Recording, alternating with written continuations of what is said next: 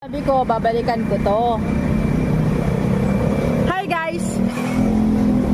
Balikan ko. Sabi ko nga babalik. Oy, ayan. Nakangiti na yung tindero natin na pogi-pogi ng batang ito. Oh. Ayan.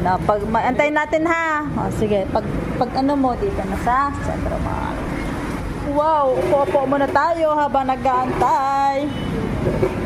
Ayan. Ang lakas ng ulan.